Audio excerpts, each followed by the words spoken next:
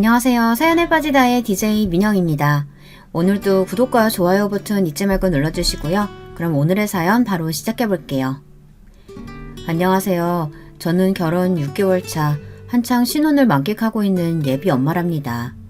이제 막 임신 6주가 되었죠. 남편은 제가 불면 날아갈까 쥐면 으스러질까 아주 걱정이 태산이라서 요즘은 출근도 못하고 재택근무 중이랍니다.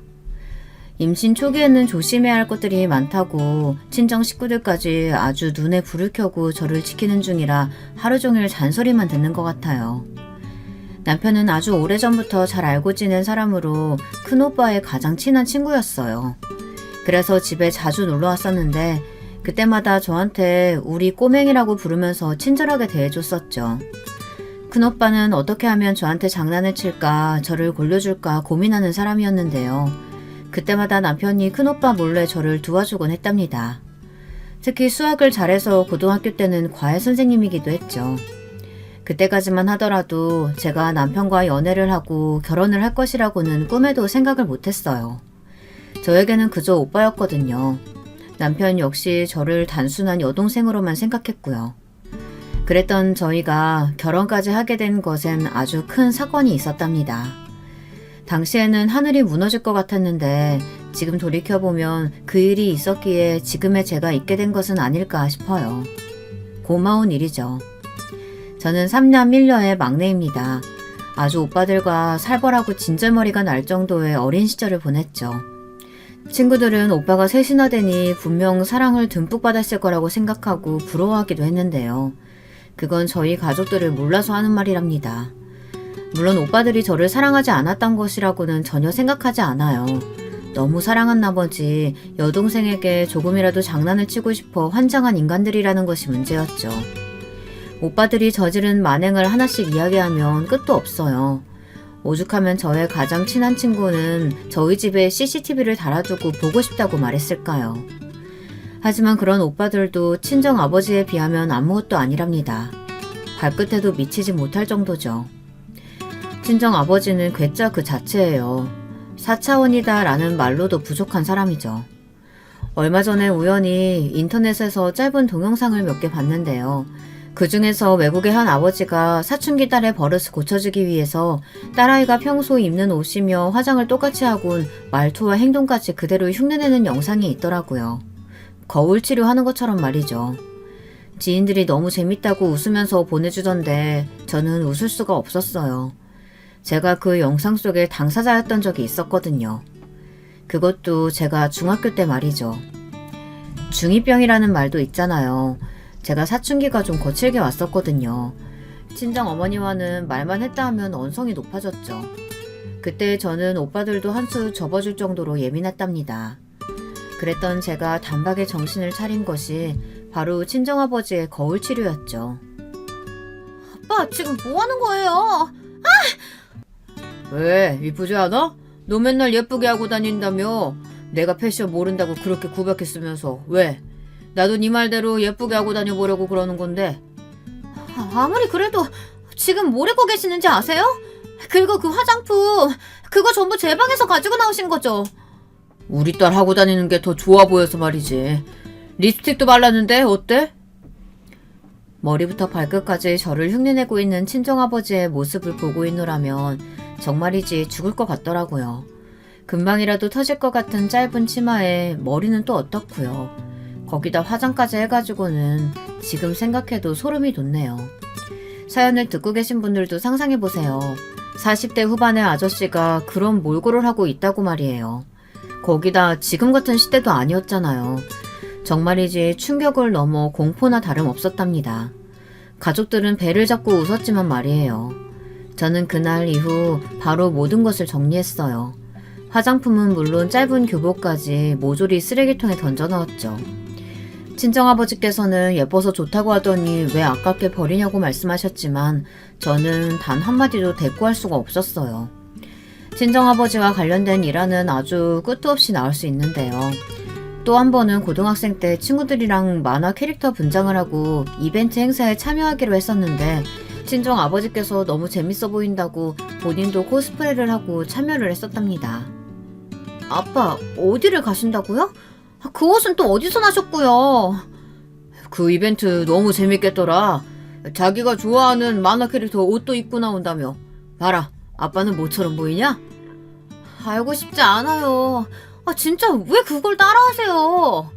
아, 나 진짜 해보고 싶어서 하는 것뿐이야. 내가 언제 또 이런 만화 캐릭터가 돼보겠어. 재밌어서 한 것뿐인데 왜 이렇게 싫어하는 거야? 그럼 좋아하겠어요? 어느 고등학생이 아빠랑 같이 코스프레 이벤트에 나가냐고요. 저의 절규에도 친정아버지는 끄떡도 하지 않으셨죠. 결국 저는 이벤트 행사장에서 친정아버지를 피해 다녀야만 했어요. 그런데 멀리서 봤지만 진짜 친정아버지께서 즐거워하시더라고요. 저는 저를 골탕 먹이고 싶어서 한다고 생각했는데 아니었습니다. 심지어 비서 아저씨랑 기사 아저씨까지 함께 아주 신이 나셨더라고요. 그 모습을 보는데 웃어야 할지 울어야 할지 감이 잡히질 않았답니다.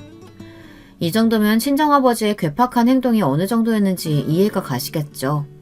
하지만 이런 아버지의 기행이 가끔은 제게 도움이 되었는데요. 2년 전에 그 사건도 친정아버지가 아니었다면 제 인생은 송두리째 달라졌을 거예요.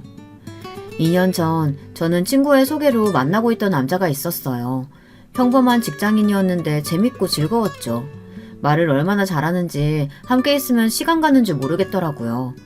오죽하면 제가 남자친구에게 북극에 가서도 에어컨을 팔 수 있을 인간이라고 했을까요? 하여튼 제게 웃음을 많이 준 남자친구는 그전까지 만났던 사람과는 좀 달랐어요. 처음으로 미래라는 것을 그려보기 시작했거든요. 그래서 프로포즈를 받았을 때 저는 조금의 망설임도 없이 그렇게 하겠노라고 약속을 했죠. 그리고는 바로 남자친구를 부모님께 소개했어요. 저희 부모님들은 오빠 때도 그랬지만 누굴 데려오든 반대하는 말씀을 꺼내신 적이 한 번도 없었어요. 자신들이 좋아서 하는 결혼이라면 무조건 응원한다는 쪽이셨죠. 그런데 저희 부모님께서 남자친구를 보고는 묘한 표정을 지으셨어요. 특히 친정어머니 표정이 이상했죠. 집에 돌아와서도 친정어머니께선 말없이 무언가를 생각하시더라고요. 그리고는 저를 따로 불러 정말 남자친구와 결혼할 생각인지 물어보셨죠. 처음이었어요. 오빠들 결혼할 때만 하더라도 한바구음을 짓던 친정어머니께서 심각한 얼굴을 하며 제게 확인을 하신다는 것이 신기했죠. 당시에 저는 남자친구와의 미래에 확신을 가지고 있었기 때문에 당연하다고 대답했는데요. 어머니께서는 그런 저를 뚫어져라 보시더니 알겠다고 하시고는 행복하게 잘 살기만 하면 된다고 말씀하셨어요. 남자친구는 부모님께서 허락해 주셨다는 말에 무척이나 기뻐했어요. 그리고는 당장이라도 결혼을 할 것처럼 굴었죠. 그런데 의외의 곳에서 브레이크가 걸렸어요. 전혀 생각지도 못했던 곳에서 말이죠. 그날은 토요일이었는데요. 제일 친한 친구가 잔뜩 화가 난 목소리로 전화가 왔더라고요. 그러면서 다짜고짜 제게 남자친구와 헤어졌느냐고 물었죠. 저는 영문도 모르고 갑자기 그게 무슨 헛소리냐고 답했어요. 그랬더니 친구는 왜 남자친구가 자기네 호텔에 와서 선을 보고 있느냐고 소리를 높이더라고요. 당연히 저는 그럴 리가 없다고 했죠. 남자친구는 급하게 회사에서 연락이 와 출근해야 한다고 해서 그날 함께 전시회를 보러 가기로 했던 것도 취소한 상태였거든요. 친구는 그럼 자기가 보고 있는 상황은 도대체 뭐냐며 제게 사진을 보내주었어요. 처음 보는 여자와 마주 앉아있는 남자친구의 모습이었어요. 어색한 듯이 미소를 지으며 이야기를 나누는 장면이었죠. 물구나무를 서서 봐도 선을 보는 남녀의 모습이었어요. 하지만 저는 쉽게 인정할 수가 없었습니다. 남자친구가 제게 거짓말을 했다는 사실을 믿을 수가 없었거든요. 그래서 거래처 사람일 거라고 말했지만 속으로는 어느 정도 의심을 하고 있었죠. 친구는 자신이 똑똑히 들었다고 하며 열을 내기 시작했어요. 도대체 이게 무슨 일인가 싶어 직접 자신이 서빙을 나갔다는 말까지 하더군요. 처음 일을 배울 때를 제외하고는 해본 적 없는 일까지 하며 두 사람의 이야기를 듣기 위해 가까이 다가갔던 친구는 확실하다며 단호하게 말했어요. 결혼하자고 했다며. 프로포즈까지 했다는 인간이 지금 다른 여자 만난다는 게 말이 되는 소리야? 너 당장 이리로 와봐. 와서 이 새끼 쥐어 뜯어놓던가 하라고. 혼자 못하겠으면 내가 도와줄 테니까. 그래봤자 너희 호텔에 뭐가 좋다고. 내가 따로 연락해서 이야기할게. 이 상황에서 우리 호텔 이미지 챙겨줄 정신이 어디 있냐? 네가 안 하면 내가 하리? 친구는 당장이라도 남자친구의 머리채를 잡을 기세로 이야기했지만 저는 오히려 담담하게 알아서 해결하겠다고 말했어요. 대신 부모님이나 오빠들에게는 절대 말해서는 안 된다고 하면서요. 그렇게 전화를 끊고 나니 좀 허탈하더라고요. 프로포즈를 받고 결혼을 약속한 것이 고작 일주일밖에 되지 않았는데 꿈인가 싶기도 했어요. 그렇게 잠시 소파에 누워있던 저는 친구에게서 받은 사진을 고스란히 남자친구에게 전송했습니다. 다른 말은 하나도 하지 않았어요. 얼마나 지났을까 남자친구로부터 전화가 왔죠. 저는 당연히 받지 않았고요. 남자친구도 발등에 불이 떨어졌다고 생각이 들었는지 계속해서 전화를 하더군요. 저는 6번째 벨이 울리고 나서야 전화를 받았습니다. 네가 무슨 이야기 들었는지 모르겠지만 아니야. 자기가 생각하는 거랑 전혀 달라. 내가 다 설명할 수 있어. 그러니까 제발 좀 만나자. 고작 지금 이 상황에서 할 말이 그뿐이야? 회사 일에 선을 보는 것까지 포함되어 있는 줄은 몰랐네. 거짓말한 건 진짜 미안한데 나도 이런 일이 있을 줄 몰랐어. 진짜야. 남자친구는 누나가 소개시켜줄 사람이 있다는 말에 조금도 의심하지 않고 나갔었다고 말했어요. 남자친구의 누나는 결혼해서 1년도 못 살고 이혼을 했었거든요. 남자친구는 그런 누나에게 재혼하고 싶은 사람이 생겨서 그러니 함께 봐달라고 해서 나왔다고 했죠. 그렇게 알고 나갔는데 사실은 선을 보는 자리였다고 아주 열변을 토하며 제게 설명을 하더군요. 남자친구의 설명을 듣는데 있을 법한 이야기라는 생각은 들었어요. 하지만 제일 중요한 사실이 빠져 있었죠. 왜 형님이 남자친구를 속여가면서까지 선을 보도록 만들었냐는 것이었어요. 형님이 왜 당신을 속여가면서까지 그런 자리를 만들었는데? 나랑 결혼한다는 소리 아직 집에는 안 했어? 부모님께 나 소개시켜주고 싶다고 했잖아. 아, 그거 당연히 집에 이야기했지. 그런데 다들 바빠서 좀처럼 시간을 맞추기가 어렵더라고. 누나가 왜 이렇게 나오는지는 글쎄 나도 잘 모르겠어. 남자친구는 제 질문에 허둥거리며 대답을 했어요. 그 말을 듣고 있노라니 이 사람이 숨기는 것이 있구나 싶은 생각이 들었죠. 그렇게 청산유수가 따로 없이 말을 줄줄 하는 사람이 더듬거리며 대답한다는 것이 딱 느낌이 오더라고요. 저는 남자친구에게 거짓말하지 말고 솔직하게 이야기해달라고 다그쳤어요. 처음에는 숨기는 것 없다고 부정하던 남자친구는 끈질긴 저의 추궁에 결국 속 시원하게 털어놓았습니다. 집에서 저를 반대한다고 말이죠. 사실 처음 만남을 시작했을 때 우연히 전시회장에서 시부모님을 만난 적이 있었는데요. 그때 엄청 반가워하시던 시어머니와는 다르게 시아버지께서는 저를 위아래로 훑어보시고는 혀를 차시더니 누가 봐도 제가 마음에 들지 않는다는 어투로 무슨 일을 하는지 부모님은 계시는지 물어보셨거든요. 충분히 물어볼 수 있는 것들이라 나름 성실하게 답변을 드렸는데 제가 대답을 하면 할수록 못마땅해 하시는 얼굴을 하셨죠. 급기야 나중에는 인사조차 받지 않으시더라고요. 그에 반면 시어머니는 조금 과하다 싶을 정도로 호들갑을 떨면서 반갑다고 말씀을 해주셨고요. 그 자리 박차고 나오기에는 상대방한테 예의가 아닌 것 같아서 점심이나 같이 먹고 헤어졌을 뿐이야. 정말이야. 방금 나오면서 누나한테 전화해서 2번 다시 이런 일을 만들 생각도 하지 말라고 한바탕 했어. 당신이 모르길 바랬는데 진짜 미안해. 남자친구는 자신에게는 그런 의도가 전혀 없었음을 피력하며 제게 용서를 구했죠. 저는 알겠다고 말하며 왜 집에서 저를 반대하느냐고 물었어요. 순수하게 궁금했거든요. 남자친구는 자신도 잘 모르겠다고 하며 그저 저하고 남자친구는 서로 어울리지 않는다는 말만 하셨다고 했어요. 그 이야기를 듣고 나니 더 영문을 모르겠더라고요. 미안해. 진짜 부모님이 왜 그렇게 나오시는지 모르겠어. 지금까지 앞뒤가 꽉 막혔다는 생각은 안 했는데 우리 부모님이 그런 사람이라고는 생각도 못했어. 아버님이야 그렇다고 해도 어머님까지 그렇게 나오신다니 좀 당황스럽네. 내 말이 엄마도 누나도 당신 그렇게 좋아하면서 언제 결혼할 생각이냐고 나 닥을 칠 땐 언제고 이렇게 하루아침에 태도를 싹 바꿔서는 진짜 이해할 수가 없어 정말. 남자친구의 말처럼 시어머니와 형님 그리고 저의 사이는 나쁜 편이 아니었습니다. 오히려 좋은 쪽이었죠. 같이 공연도 보러 가고 쇼핑도 다녔고요. 특히 형님의 경우에는 정말 제가 많이 도와드렸거든요. 형님은 상대방이 바람을 피우는 바람에 급하게 이혼을 결정하다 보니 정말 말 그대로 빈손으로 나왔더라고요. 결혼한다고 일도 그만뒀었던 상황이라 다시 사회생활을 시작하는데 어려움이 많았죠. 저는 그런 형님을 도와주고 싶었어요. 그래서 막내 오빠의 도움을 받아 직장도 소개시켜주고 우울증이 심하게 오는 것 같아 심리치료센터를 추천해주기도 했죠. 그런데 이렇게 사람이 돌변하다니 배신감마저 느껴지더군요. 남자친구는 가족들과 이야기해서 확실하게 하겠다고 큰 소리를 쳤어요. 썩 믿음직스러운 것은 아니었지만 그래도 저는 우선 알겠다고 대답하며 상황이 나아지기를 기다렸습니다. 하지만 제가 원하는 대로 흘러가지는 않더군요. 시어머니와 형님이 회사로 저를 찾아오셨거든요. 저는 웹툰 관련 일을 하고 있어요. 어릴 때는 직접 그리는 사람이 되고 싶었지만 그런 재능이 제게 전혀 없다는 것을 알고 나서는 웹툰과 관련된 일이라도 할 수 있다면 뭐든 다 할 것이라고 생각했죠. 물론 오빠들은 얌전히 친정아버지 회사에 들어가 일하기 바라셨지만 저는 전혀 관심이 없었습니다. 대신 죽어라 공부해서 지금 회사에 입사를 했어요.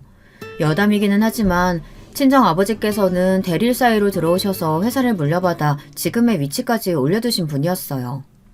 항상 친정아버지께서는 능력도 없으며 회사에 숟가락 얹을 생각은 절대 하지 말라는 주의였어요.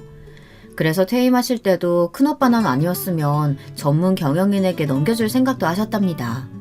시어머니와 형님이 찾아오신 그날은 장시간 회의로 잔뜩 지쳐있는 상태였어요. 갑자기 회사 근처라고 하시면서 시어머니께 전화가 왔답니다. 당장 카페로 내려오라고 말이죠. 저는 저를 계속 피하시던 분이 무슨 바람이 불었나 싶어 바로 내려갔어요. 시어머니와 형님이 기다리고 있는 곳으로 들어서자 잔뜩 굳은 얼굴에 두 분이 보였습니다. 저는 평소처럼 밝은 목소리로 인사드렸죠. 비록 섭섭한 부분은 많았지만 그래도 시댁 식구인데 잘 보이는 것이 좋겠다 싶어 꾸며낸 목소리였답니다. 그런데 시어머니와 형님은 시큰둥한 반응으로 앉으라는 말조차 하지 않으셨어요.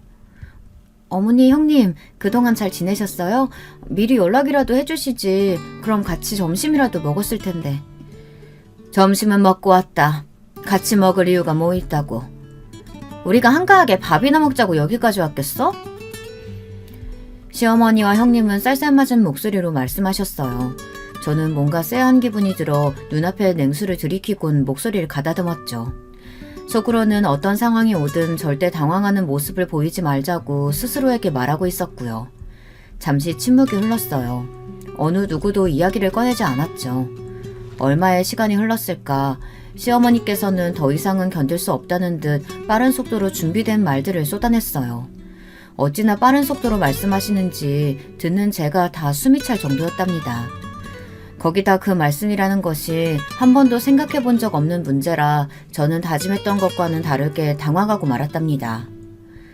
너랑 우리 아들 아무래도 인연이 아닌 것 같으니까 서로 각자 갈 길 가자. 어머니 갑자기 찾아오셔서 그게 무슨 말씀이세요?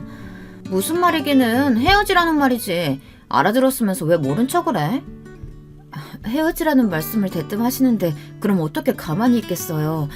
지난달에 바람 쐬러 가셨을 때만 하더라도 저 같은 며느리 생겨서 좋다고 하셨잖아요. 내가 언제 그런 말을 했니? 생사람 잡지 마라.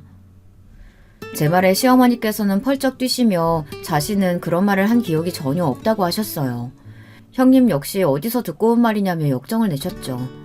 어이가 없었어요. 제가 가만히 있었더니 시어머니께서는 한술 더 떠서 말씀하셨죠. 아무래도 결혼이란 것이 두 사람 좋아서 되는 건 아니잖니. 적어도 서로 간에 격은 맞아야지. 집안끼리 비슷해야 하기도 하고. 그런 부분에서 보면 우리 아들이랑 너는 전혀 어울리지 않는 것 같구나. 집안끼리 차이가 난다는 말씀을 하고 싶으신 건가요? 천생연분이라고 하실 땐 언제고 이제 와서요. 시어머니와 형님은 정색을 하고는 긴 말하지 않겠다고 하시면서 헤어지라고 다그치셨어요. 제가 로맨스 웹툰을 담당하고 있다 보니 작품 속에서 이렇게 직장으로 찾아와 헤어지라고 말하는 경우를 보기는 했지만 실제로 이런 일이 벌어진다는 것은 상상도 못했거든요. 그 와중에 저는 역시 웹툰이나 웹소설의 이야기가 현실에 아예 없는 것은 아니라는 생각이나 하고 있었답니다. 저는 집안 수준을 언급하는 두 분을 말없이 가만히 보기만 했어요. 집안의 수준이라니, 격이라니. 형님과 시어머니께서 과연 우리 집에 관해 알고 하는 말인가 싶더라고요. 왜 말이 없니? 헤어지라는데 알겠다는 말은 해야 될 거 아니야. 사실 너도 이렇게 한쪽으로 기우는 결혼하면 좋을 거 하나 없다. 우리 아들 하나 보고 시집와서 계속 식구들 눈치만 봐야 할 거 아니야. 지금 제가 만약 포기하지 않는다면 시집살이 시키겠다고 겁을 주시는 건가요? 말 되게 이상하게 하네. 우리가 언제 겁을 줬다고 그래. 그리고 양심이 있으면 당연히 눈치 보고 설설 기워야지. 막말로 길 가는 사람들 붙들고 물어봐. 내 동생이 100번 1000번 아깝다고 할걸?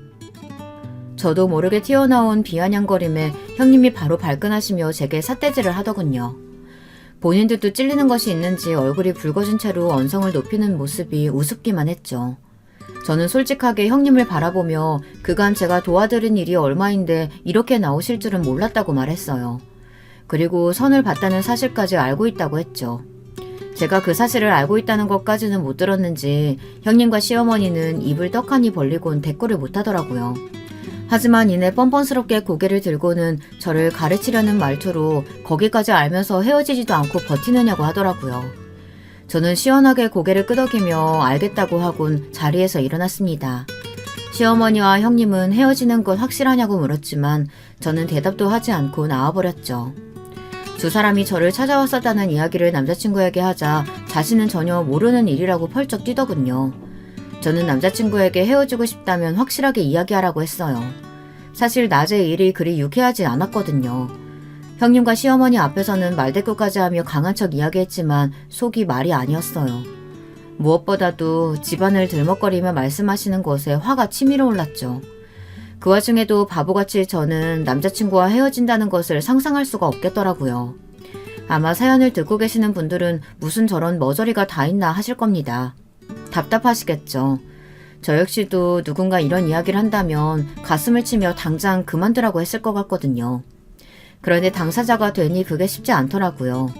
머리로는 이런 상황에서 헤어지는 것이 맞지 않을까 싶으면서도 막상 그 이야기가 입 밖으로 나오지는 않더라고요. 저는 남자친구에게 가족들이 반대하는 결혼을 이렇게 우리끼리 우긴다고 될 일은 아닌 것 같다고 말했어요. 남자친구는 그게 무슨 소리냐며 자신이 설득할 수 있다고 믿어달라고 했죠. 얼마 전까지 믿어달라고 했지만 결과는 같잖아.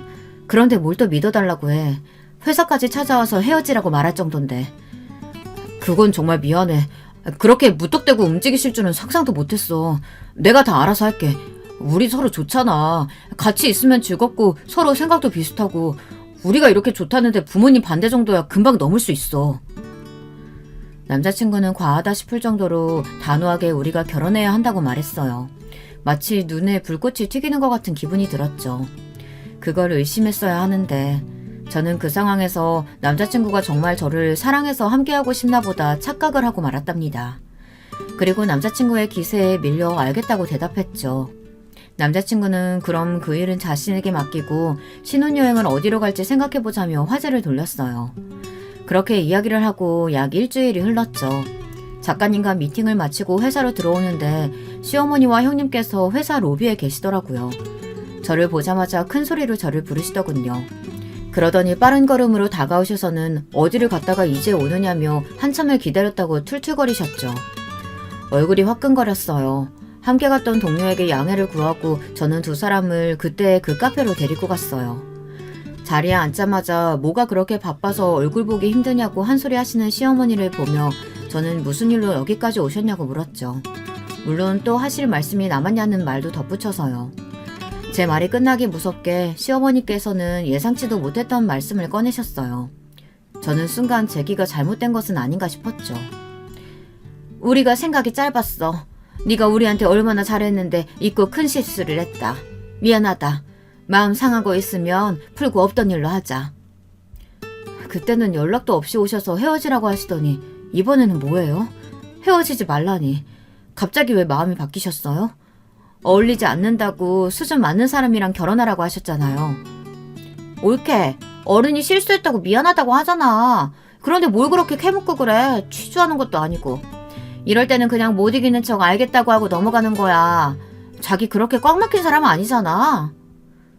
너무 손바닥 뒤집듯이 쉽게 말씀하시니까 저도 알아야겠다 싶어서요. 그날 저에게 헤어지겠다고 확실히 말하고 가라며 붙들기까지 하셨잖아요. 그런데 이제 와서 실수라니. 제가 뭘 믿어야 하는 건가 싶어 여쭤보는 거죠. 그럴 권리 정도 있지 않을까요? 지금 같은 상황에서? 저는 최대한 평온하게 물었어요. 속으로는 무슨 이런 황당한 일이 있나 싶었지만 적어도 겉으로는 그런 내색을 하지 않으려고 했죠. 시어머니와 형님은 제 질문에 대답도 하지 않으시고는 무조건 저더러 사과를 받아들이라는 식으로 말씀하셨어요. 저는 기가 찼죠. 사과라는 것이 받는 사람 마음이지 하는 사람 마음대로 하는 것은 아니잖아요. 두 분은 제게 헤어지라는 말을 할 때와 마찬가지로 윽박지르며 사과를 받으라는 식으로 말했어요. 하지만 제가 끝까지 마음이 바뀐 이유에 대해 듣고 싶다고 말하자 한심을 내쉬며 말씀하셨어요.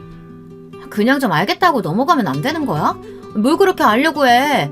둘이 좋아 죽는다는데 우리가 반대할 이유 없겠다 싶어서 그래. 그리고 그 녀석이 얼마나 열심히 설득을 하는지. 그렇게 좋아하는데 우리가 너무했다 싶더라고. 내 아들이 그렇게나 널 좋아하는 줄도 모르고 내가 아들 마음에 상처 줄 뻔했지 뭐야. 그러니까 그냥 네가 이해하고 넘어가렴.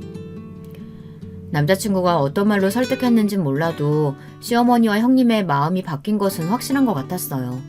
저는 알겠다고 말하고는 회사로 들어가 봐야 한다며 카페를 나왔습니다.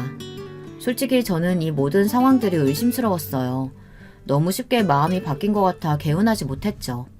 삐걱삐걱 소리를 내며 상황이 돌아간다는 느낌을 받았습니다. 남자친구는 자신만만해하며 저를 집으로 초대했어요. 약간은 긴장되는 마음으로 인사를 드리러 갔죠.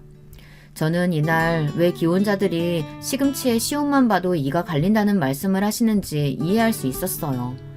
특히 시부모님이 막무가내로 행동하는 사람들이라면 얼마나 스트레스가 클지 그 잠깐이지만 확실하게 알겠더라고요. 집에 들어가자마자 시어머니와 형님께서 호들갑을 떨며 반갑게 저를 맞이해 주시더라고요. 그것과 대조되게 시아버지는 퉁명스러운 얼굴로 고개만 까딱이셨고요. 저는 빈손으로 가는 것은 아니라는 소리를 들어 시아버지가 좋아하신다는 양주와 얼마 전 여행을 다녀온 사촌에게 받은 스카프를 챙겨갔죠. 엄청난 고가는 아니지만 그래도 꽤나 이름난 것들이라 제 선물을 받아든 형님은 금방이라도 튀어나올 것 같은 눈을 뜨곤 몇 번이나 스카프를 살펴보았어요. 그리고 시어머니께 무언가 속삭이기 시작했죠. 아무래도 제가 가져간 선물에 대한 이야기를 하는 눈치였습니다. 시아버지께서도 단박에 양주를 알아보시더니 언제 그랬냐는 듯 부드러운 목소리로 오는데 힘들지 않느냐고 말씀하셨어요. 식사 시간은 무난하게 흘러갔습니다. 시아버지께서는 제가 가져간 양주를 바로 열고는 만족스러운 얼굴을 하셨습니다. 식사가 끝나갈 때쯤 시아버지께서 여전히 부모님은 집에 계시느냐고 물었어요. 그럼 부모님은 누가 모셔? 오빠들? 아니요. 두 분이서 오붓하게 지내고 싶다고 하셔서 다들 분가해서 지내고 있어요. 집에는 저만 있고요. 설마 결혼해서 우리 아들더러 대리일 사회에 들어오라고 하는 건 아니겠지? 그런 이야기는 뭐하러 물어보세요. 거기까지는 아직 저희도 이야기해보지 않았어요. 남자친구가 나서서 시아버지께서 술이 과하신 것 같다며 말렸지만 시아버지께서는 그런 남자친구의 손을 뿌리치곤 저를 바라보며 대답해보라고 하셨어요. 저희 부모님들은 두 분이서 재미있게 살고 싶지 자식들 도움은 하나도 받고 싶지 않다고 말씀하시는 분들이라 대리일 사위에 대해서는 꿈에도 생각해본 적이 없었거든요. 제가 부모님을 모시고 살아야 한다는 생각을 한 적도 없고요. 그런데 시아버지께서 제 대답을 듣기도 전에 선을 넘는 말씀을 하셨어요. 내 아들 힘들게 번 돈으로 호의호식하면서 사신다고 하시면 나는 절대 이 결혼 허락 못한다. 그리고 노후 즐긴다고 하지만 그거 백수라는 말이랑 뭐가 다르냐? 집에서 쌀이나 축 내고 돈이나 까먹는다는 말인데 우리 아들이 버는 돈 단 1원도 그런 곳에 쓰이는 꼴 내 눈에 흙이 들어와도 못 봐. 저희 부모님은 자식들에게 손 벌리시는 분들 아니세요. 그리고 제가 모시고 살고 싶다고 해도 거절하실 분들입니다. 그러니 그런 식으로 저희 부모님 말씀하지는 말아주세요. 그렇다면 다행이지만 아무리 그래도 집에서 놀고 먹는 사돈이라니 참 어디다 말하기도 부끄럽게. 아버지 좀 가만히 좀 계세요. 왜 쓸데없는 말을 해서 분위기를 흐리세요. 남자친구는 허둥거리며 시아버지를 일으켜 세우고는 아무래도 먼저 들어가서 쉬셔야겠다고 말하며 안방으로 들어갔어요. 형님은 제 눈치를 보며 시아버지께서 원래 말을 생각 없이 하시니 너무 신경 쓰지 말라고 하더군요. 화제를 바꿀 요량인지 신혼여행지는 어디로 하고 싶은지 물어보셨지만 저는 아직 아무것도 생각하지 않는다고 말하곤 입을 꾹 다물었죠. 그 사건이 있고 나서 남자친구는 손이 발이 되도록 제게 빌었어요. 시아버지께서 평소에도 술을 드시면 말하고 싶은 대로 쏟아내는 편이라 그날도 자신이 무슨 소리를 하셨는지 전혀 기억을 못하고 계시다며 저더러 한 번만 용서해달라고 했죠. 보기에도 전혀 술에 취한 사람 같지 않았는데 그게 무슨 소리냐고 했더니 겉으로는 그렇게 보여도 사실은 술도 약하시고 금방 취하신다고 설명했죠. 시아버지께서 술이 깨고 나서 본인이 하셨던 말을 전해 듣고 제게 직접 사과하고 싶다고도 하셨지만 제가 불편할 것 같아 남자친구가 대신 사과한다고 하더라고요. 결혼에 관해 여러 가지 사건을 겪으면서 저는 점점 남자친구와의 결혼이 과연 옳은 것인지에 대한 의심이 들기 시작했어요. 그리고 남자친구를 처음 만나고 어머니께서 꼭 이 사람과 결혼을 해야 하냐고 물어보셨던 것도 기억이 났고요. 제가 그런 고민을 하고 있던 것과는 반대로 남자친구는 내일이라도 결혼할 것처럼 전투적으로 나섰어요. 그리고는 저를 보며 메리지 블루가 온 것 아니냐고 했죠. 갑자기 다른 사람과 가족이란 이름으로 묶인다는 것이 얼마나 신경 쓰이고 걱정되겠어. 자기 마음 충분히 이해해. 다른 신부들도 다 한 번씩은 겪는 일이라고 하더라. 그래도 막상 식장 들어가면 아무 생각 안 날 거야. 그러니까 걱정 말고 나 믿고 결혼 준비하는 거야. 알겠지? 저는 남자친구의 말에도 일리는 있다고 생각했어요. 결혼한 친구들도 메리지 블루 때문에 힘들었다고 하더라고요. 저는 결혼을 허락받는 과정에서 정신적으로 힘든 일이 많아서 그런가 보다 하고 떨쳐내려고 했죠. 당시 저희 부모님께서 결혼기념일을 맞아 해외여행을 떠난 상태셨어요. 그래서 상견례 날짜를 잡기가 꽤나 힘들었죠. 남자친구는 뭐가 그렇게 조급한지 부모님께서 언제 한국으로 들어오시냐고 하루에도 12번은 물어봤죠.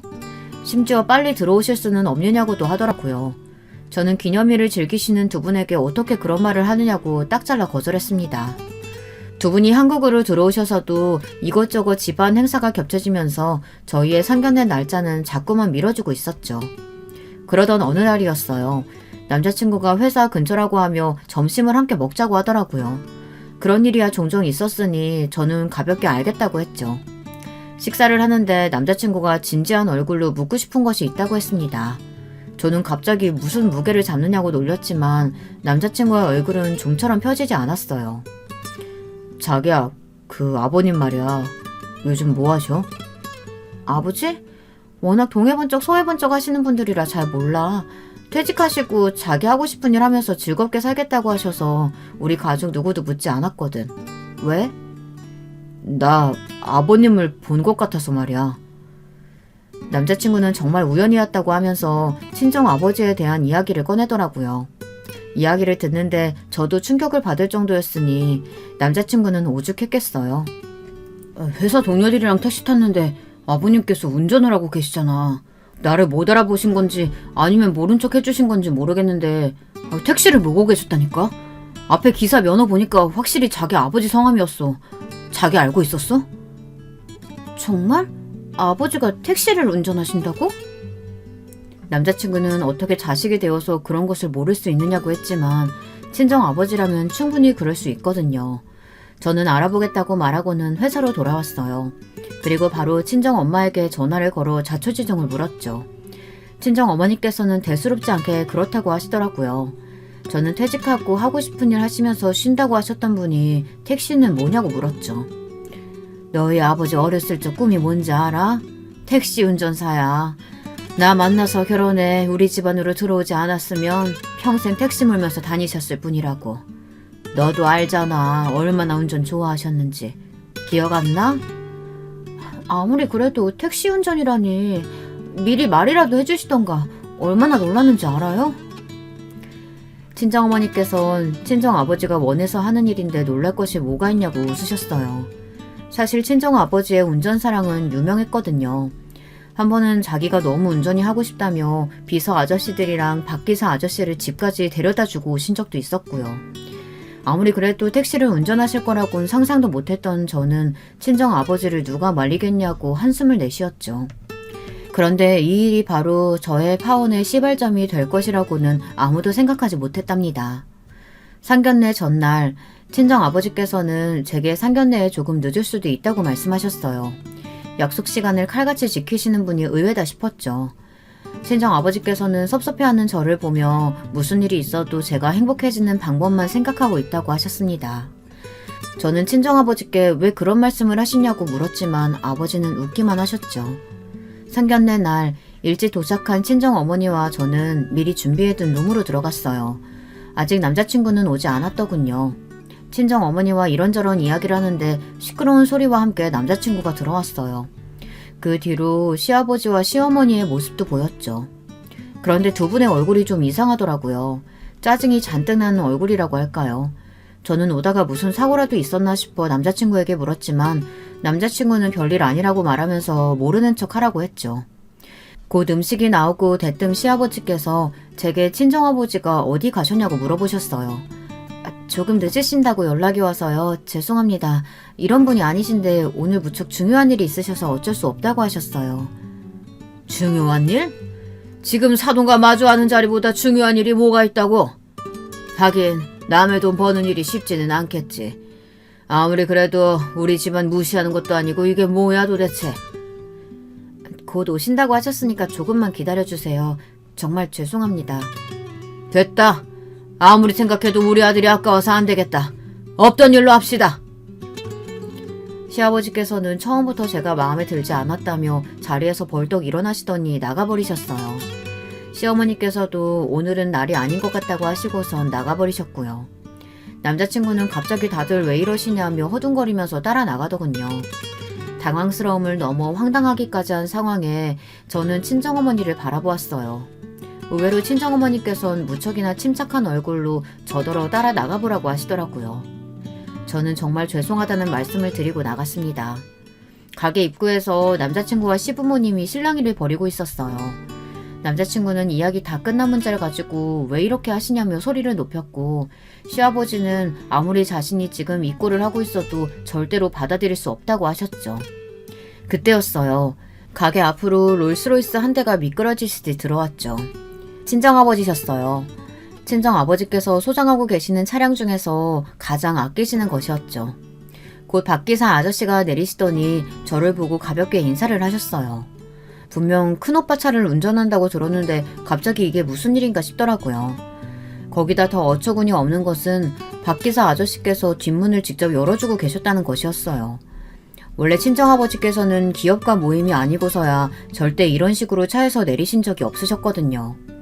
하지만 그런 아버지의 모습에 당황하는 사람은 저뿐만이 아니었어요. 박기사 아저씨가 제게 인사를 하는 순간부터 시아버지의 얼굴이 굳어가기 시작하시더니 친정아버지께서 차에서 내리시자 턱이 빠진 사람처럼 입만 벌리고 계시더라고요. 차에서 내린 친정아버지는 과거 출근하셨을 때와는 조금도 다르지 않은 모습으로 미소를 지으며 제게 손을 흔드셨죠. 그리고는 벌써 상견례가 끝이 났냐면서 늦어서 죄송하다는 말씀을 건네셨어요. 시아버지께서는 친정아버지가 내민 손을 물끄러미 바라보시더니 사시나무 떨듯 몸을 떨기 시작하셨죠. 어제 직접 제가 있는 곳으로 와서 좋은 말씀 많이 해주셨는데 제가 대접을 못해드린 것 같아서요. 간만에 어깨에 힘 좀 줘봤습니다. 과하다 생각하지는 말아주세요. 두 분 어제 만나셨어요? 아버지 계신 곳으로 오셨다니 그건 또 무슨 말씀이세요? 어제 사돈께서 몸소 내가 있는 택시회사로 오셨더라고. 너도 알고 있다고 들었는데 퇴직 후 무료하기도 해서 소일거리 삼아 택시 몰고 다니는데 어떻게 하셨는지 그 회사로 오셨더라고 사돈께서. 친정아버지의 말씀이 이어질 때마다 시아버지의 얼굴은 시퍼렇게 질려가다 못해 금방이라도 쓰러질 것처럼 식은땀마저 흘리고 계셨죠. 친정아버지께서는 그런 시아버지를 바라보시면서 웃고 계셨지만 저는 그 웃음이 무엇을 의미하는지 금방 알 수 있었어요. 아버지께서는 잔뜩 화가 나신 상태였죠. 딸, 너도 알고 있었니? 사돈께서 몇 년 전까지만 하더라도 사업을 하셨을 정도로 수완이 좋았다고 하시더구나. 그래서 나름 기사도 쓰면서 사셨다는데 혹시 들어본 적 없니? 그런 이야기는 처음 들어요. 이게 다 무슨 소리야? 나한테 그런 말 한 적 없잖아. 예전에 좋았었다는 이야기를 뭐하러 해. 지금이 중요하지. 그래서... 아니지. 그 이유가 아니지 않나 자네. 뭐 그 이야기는 나중에 하고 하여튼 어제 너희 사돈께서 과거가 그리우셨는지 대뜸 나한테 와서 이따위 택시나 몰지 말고 자기 기사나 하라고 말씀하시더구나. 얼마나 친절하신지. 안 그러냐 딸? 저는 너무 어이가 없어서 친정아버지의 말씀에 대답도 못하고 시아버지를 바라보았어요. 남자친구는 시아버지께서 알고 하신 말씀은 아닐 거라며 극구 부인하기 시작했죠. 친정아버지께서 워낙 운전을 잘하셔서 그런 말씀을 한 것 같다고 말하며 어떻게든 상황을 넘기려고 했지만 친정아버지께서는 고개를 저으며 말씀하셨어요. 그게 무슨 소린가? 사돈께서 오셔서 자기 아들 등골 빼먹을 생각하지 말고 자기 기사 노릇이나 하라고 하셨는데. 순간 저도 남자친구도 그리고 시부모님도 할 말을 찾지 못했어요. 친정아버지는 부드럽게 제 손을 잡아당기시더니 아무래도 결혼은 무리인 것 같다고 말씀하시며 저더러 친정어머니를 챙겨 내려오라고 하셨죠. 남자친구가 뭐라 말을 하려 했지만 친정아버지께서는 듣고 싶은 말은 그 어떤 것도 없다며 다른 손님들을 위해서라도 조용히 헤어지자고 하셨어요. 저는 집에 오는 동안 정신이 하나도 없었습니다. 친정어머니께서는 이미 알고 계셨는지 편안해 보이셨어요. 저는 왜 그런 일이 있었는데도 말씀하지 않으셨냐고 물었지만 친정아버지께선 자신까지 찾아와 막말을 하는 시아버지에게 한 방 먹여주고 싶다고 하셨어요. 그리고는 제게 남자친구와의 관계도 정리하는 것이 좋을 것 같다고 하셨죠.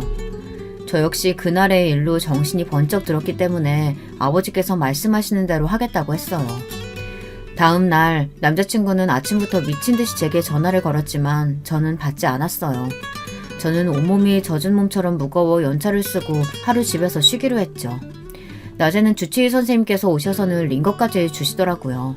저는 그렇게 반나절을 잠들어 있었어요. 제가 다시 깨어난 것은 밖에서 들리는 친정아버지의 고함 소리 때문이었어요. 살짝 열린 틈새로 남자친구의 모습이 보였습니다. 저희 아버지께서 실수하셨습니다. 제가 대신해서 사과드릴 테니 제발 결혼을 허락해 주십시오. 그만하지 그래. 자네 속셈 내가 모르고 있다고 생각하나? 자네가 내 딸 뒤에서 무슨 짓 저지르고 있는지, 자네가 왜 우리 딸이랑 결혼하고 싶어 하는지, 자네 부모님이 가지고 있는 빚은 물론 자네가 도박으로 생긴 빚까지 그 모든 빚 청산하고 싶어서 딸아이와 결혼하려는 속셈 모른 줄 알았냐고. 저는 친정아버지의 말에 그만 휘청하고 쓰러질 뻔했습니다. 남자친구에게 빚이 있다는 것도 몰랐지만 그것을 저와의 결혼으로 갚을 생각을 하고 있다는 거는 생각조차 못했거든요. 남자친구는 결혼 이후 그 많은 빚을 제 명의로 돌릴 생각이었던 것 같아요. 그동안 왜 그렇게 무조건 결혼을 외쳤는지, 당장이라도 식을 올릴 것처럼 굴었는지 모든 것이 이해가 되었죠. 저는 문을 박차고 나갔습니다. 그리고는 남자친구에게 달려들어 사정없이 그의 뺨을 내리쳤죠. 순식간의 일이라 남자친구는 방어조차 하지 못했어요. 저는 한 번만 더 내 앞에 나타나면 그때는 모든 것을 다 부숴버리겠다고 소리를 질렀어요. 남자친구는 이런 제 모습에 놀랐는지 뒤도 돌아보지 않고 집을 빠져나갔더라고요. 남자친구를 쫓아내고 나니 저는 진이 다 빠져버려 소파에 쓰러지듯이 누웠죠. 아버지께서는 가만히 저를 보시더니 헝클어진 머리를 정돈해주시며 제 탓은 아무것도 아니라고 하셨어요. 눈물이 날 것 같았죠. 저는 이 일이 여기서 막을 내린다고 생각했어요. 하지만 그것은 저의 오산이었죠. 남자친구는 이미 제 이름을 도용해서 곳곳에서 도박 자금을 빌렸더라고요. 저도 모르는 사이에 제 이름으로 된 사채가 있더라고요. 도대체 저는 사인을 한 적도 없는데 무슨 수로 그런 돈을 빌렸는지 알 수가 없었어요. 친정 아버지께서는 당장에 고소하자고 하셨고 그때 저를 도와주었던 사람이 바로 지금의 남편이랍니다. 큰오빠에게 이야기를 듣고 왔다며 자신에게 맡겨두라고 살벌한 미소를 짓더라고요. 참 든든했죠. 남편은 남자친구가 제 명의를 도용했다는 증거를 준비해 검찰에 신고했고 사채업자들과의 삼자대면을 통해 돈을 빌린 사람은 제가 아니라는 것까지 만반의 준비를 했답니다. 알고 보니 형님과 남자친구의 합작품이더군요. 남자친구는 어떻게든 한 번만 눈 감아달라고 했지만 저는 그럴 생각이 조금도 없었죠. 남편은 두 번 다시 제 주변에 얼씬도 못하게 하겠다고 하더니 아주 조금의 틈도 주지 않겠다고 했고 실제로도 쉬지 않고 몰아붙이더군요. 덕분에 남자친구는 교도소에 수감되었답니다. 초밤이라 얼마 되지 않아 나오겠지만 아마 더 이상 재기는 불가능하지 않을까 싶어요. 사채업자들이 아주 이를 갈며 기다리고 있거든요. 다른 가족들이 어떻게 되었는지는 모르겠어요. 남편이 똥 밟았다 생각하고 기억에서 치워버리라고 조언해 주었거든요. 그리고 그 말대로 지금의 제가 행복하고 좋으니 기억나지도 않더라고요. 우연히 길에서 마주하지만 않았더라면 사연을 보낼 리가 없었겠죠. 뭐 그래도 괜찮습니다. 지금 이 순간 그 인간과 저의 행복지수 차이가 어마무지하거든요. 마지막까지 제 이야기 들어주셔서 정말 감사합니다. 안녕하세요. 저는 지방 사는 50대 중반 여자입니다. 매번 일하거나 쉴 때 사연을 들으며 지냈는데 저도 용기 내어 사연을 보내보려고 합니다. 주변에서 친구들도 저에게 제보해보라고 추천하기도 했고요. 제가 오늘 소개할 사연은 남편과 있었던 일인데요. 용기를 낸 만큼 끝까지 들어주셨으면 좋겠습니다. 저는 지방 시골에서 자랐는데 사남매 중 막내였어요. 위로는 오빠 2명과 언니 1명이 있었는데 안타깝게도 엄마는 저를 낳고 몸이 안 좋아지셔서 바로 돌아가셨고 아빠가 혼자 사남매를 키우셨어요. 아빠가 혼자 우리를 책임져야 하니 제가 어릴 때는 아빠 얼굴을 잘 볼 수도 없었죠. 일이 끝나면 밤에 또 다른 일을 하셨고 쉬는 날도 제대로 보장받지 못한 채로 정말 열심히 일하셨습니다. 초등학교 때는 학교에서 돌아와서 다음날 등교하기 전까지 아빠 얼굴을 10분 보면 많이 본 거였어요. 아버지는 없는 살림에 우리를 키우겠다고 돈이 되는 일이면 정말 무엇이든 하셨고 그렇게 힘들게 일하셔도 저희에게는 단 한 번도 힘들다고 말하거나 돈이 없다는 말을 잘 하지 않으셨습니다. 그러다 큰오빠가 고등학교를 졸업했고 바로 우리 고향에 있는 공장에 취직하게 돼서 아주 조금 형편이 나아졌어요. 그때가 제가 초등학교 고학년 때였는데 아버지가 한밤중에 큰오빠가 공부하고 싶어도 돈이 없어서 미래를 포기하고 바로 공장에 들어간 게 슬프셨는지 우시는 것을 봤던 게 아직도 기억이 나요. 큰오빠가 공장에 가서 일하고 그 돈을 생활비에 보탰기 때문에 중학교 때는 초등학교 때보다는 형편이 조금 나아졌지만 그래도 가난한 것은 변하지 않았습니다. 왜냐하면 아버지가 빚을 진 것도 많았기 때문이에요. 큰오빠와 아빠가 번 돈으로 나머지 남매들은 학교에 다녔고 언니도 고등학교를 졸업하고 바로 식품 공장에 들어가서 일을 시작하자 저는 상대적으로 언니 오빠들보단 훨씬 나은 형편으로 중학교에 다닐 수 있었습니다. 언니가 다녔던 식품 공장은 빵 공장이었는데 일을 마치고 언니가 공장에서 빵을 가져오면 그걸 다 같이 나눠 먹기도 했었죠. 그러다 제가 고등학교에 진학하기 전에 아빠가 제가 다니던 중학교에 진학상담을 다녀가셨는데 저녁에 심각한 얼굴로 저를 부르셨어요. 저는 부끄럽지만 우리 중학교에서 전교 1등이었는데 선생님께서 저를 주변에 있는 대도시로 유학을 보내는 게 어떠냐고 하셨다는 거예요. 아버지는 진학상담이라는 것도 사남매를 키우면서 처음 가보셨는데 저를 유학을 보내라니까 그 말에 너무 놀라셨다고 하더라고요. 당연히 기분은 좋으셨지만 당신은 너무 걱정된다고 저보고 결정하라고 하셨죠. 하지만 제가 집에서 막내기도 했고 또 오빠들과 언니의 사랑을 독차지하며 컸기에 가족들은 저를 혼자 보낼 수는 없었다고 해요. 처음엔 하숙도 알아봤지만 몇 날 며칠간 가족회의를 한 결과 언니가 저를 따라오게 되었습니다. 언니는 고향에서 다니던 식품 공장을 그만두고 저와 같이 도시에 와서 자리를 잡게 됐어요. 저는 처음에 저 때문에 언니가 잘 다니던 직장을 그만두고 이사 오는 것이 참 미안했지만 언니는 언니 본인도 이렇게 발전된 도시로 오고 싶었다고 말하면서 저를 달래줬죠. 우와, 언니 저게 뭐야? 언니도 저건 처음 보는데? 이래서 사람은 도시로 가서 사나 보다. 우리에겐 이제 더 큰 세상이 있는 거야. 언니, 너무 신기한데 무서워. 언니가 옆에 있으니까 괜찮아. 걱정하지 마. 시골에 살던 저한테 도시는 정말 멋지고 대단했습니다. 그렇게 언니와 저는 학교 근처에 아주 작은 쪽방 하나를 얻었고 오빠들과 아빠는 고향에서 계속 지냈습니다. 언니는 동네에 있는 미용실에서 보조로 일을 시작하게 됐고 오빠들과 아빠는 돈을 벌면 우리에게 보내주었기 때문에 저는 고등학교에 다닐 때는 부족하지 않게 다닐 수 있었습니다. 자라면서 오빠들과 언니가 가난해서 급식도 먹지 못하고 소풍도 가지 못하던 것을 봐오면서 컸기 때문에 저는 저만 이렇게 편하게 다니는 게 참 미안했는데 오히려 오빠들과 언니는 제가 공부를 잘하니까 너무 뿌듯하다고 전폭적으로 지원해줬어요.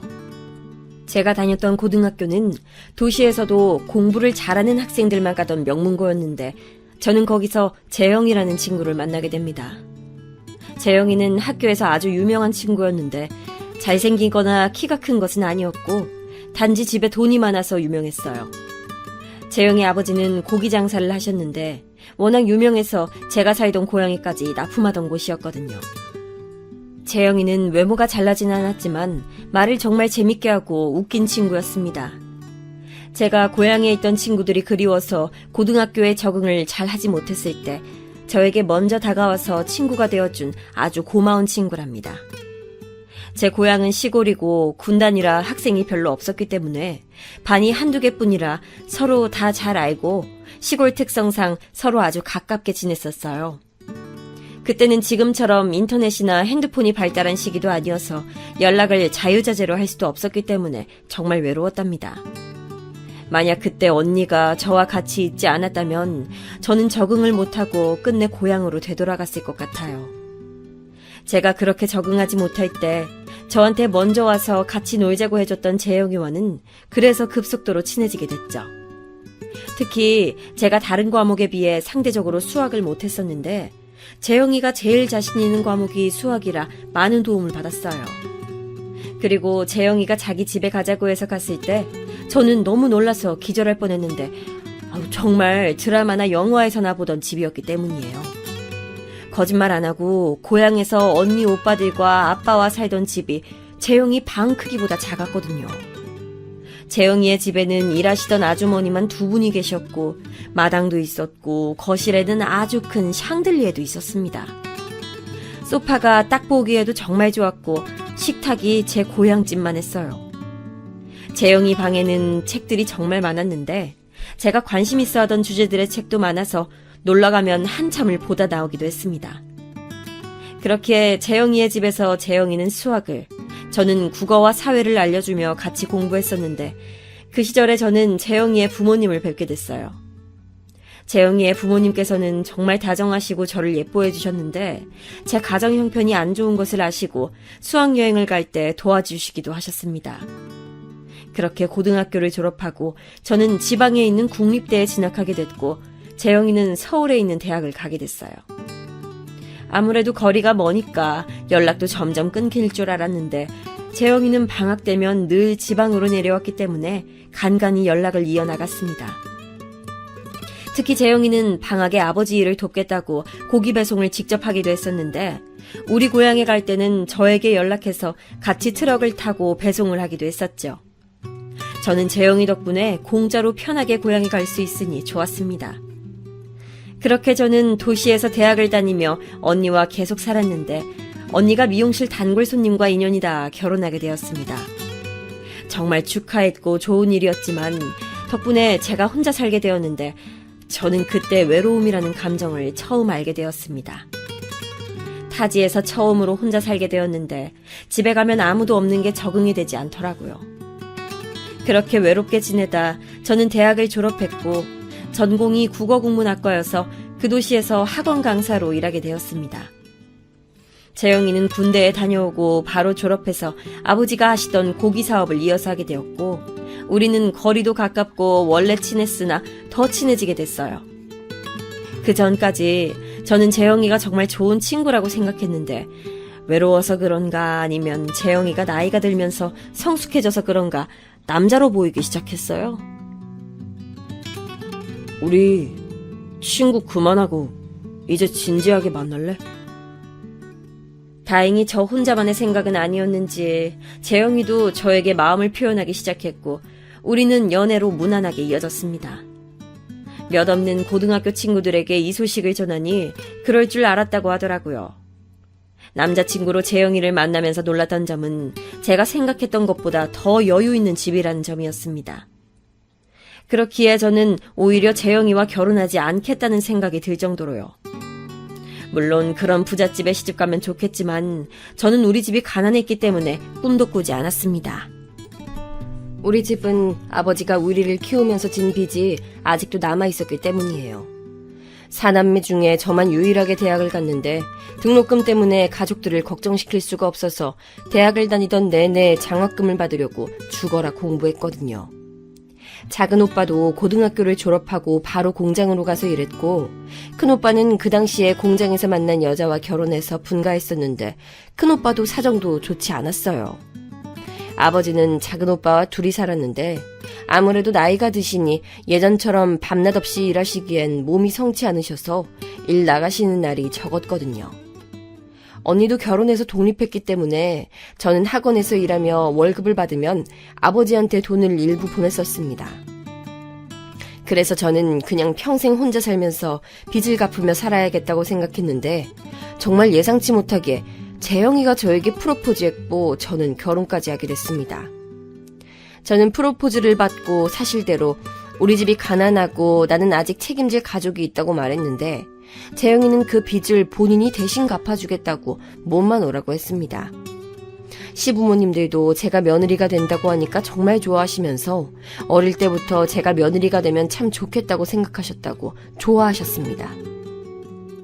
제 우려와는 달리 결혼은 매우 순조롭게 진행됐고 우리 친정 가족들은 당연히 행복했어요.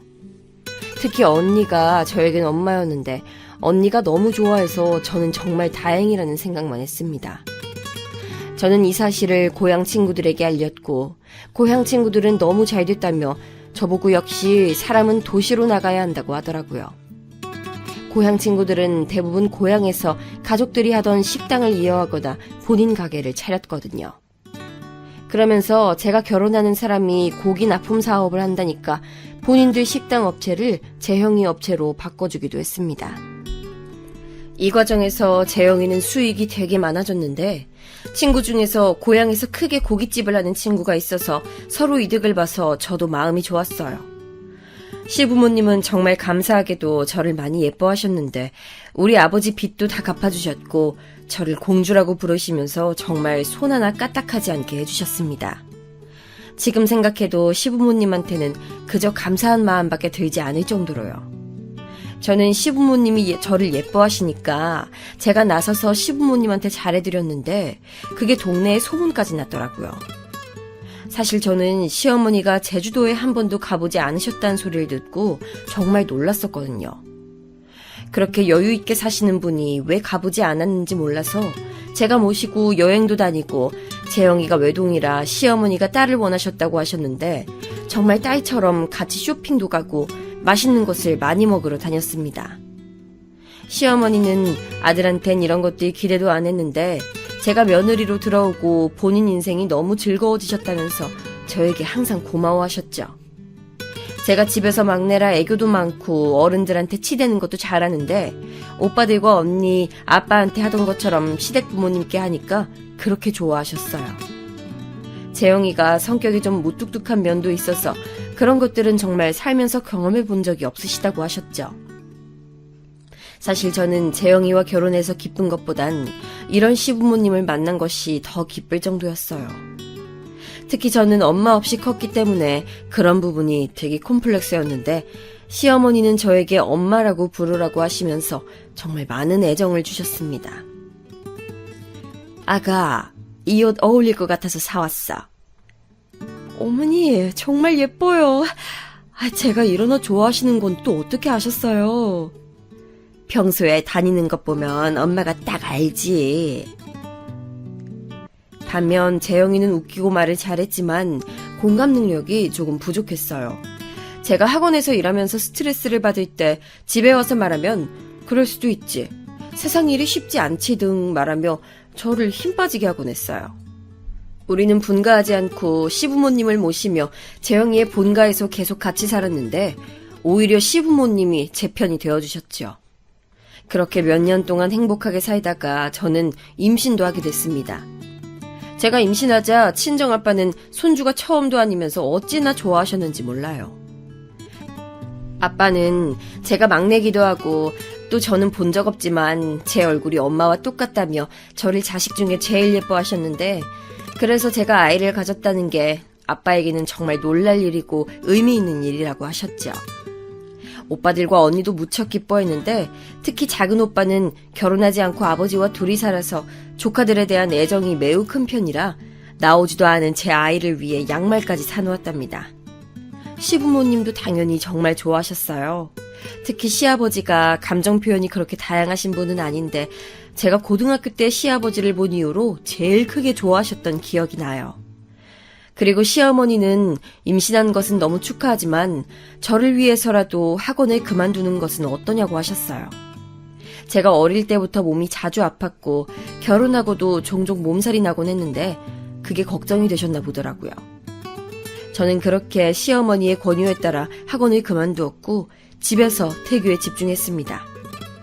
시어머니는 백화점에서 온갖 몸에 좋은 것들을 사오시고 또 저에게 좋은 것들을 듣고 봐야 아기가 건강하게 나온다고 하시며 매일 좋은 말씀을 해주셨어요. 그렇게 저는 아주 건강하게 아무 탈 없이 천사 같은 아들을 낳게 되었습니다. 걱정과 달리 아들은 심지어 우량아로 튼튼하게 태어났는데 시부모님은 제가 아들을 낳자 대를 이었다고 하시며 저를 복동이라고 부르셨어요.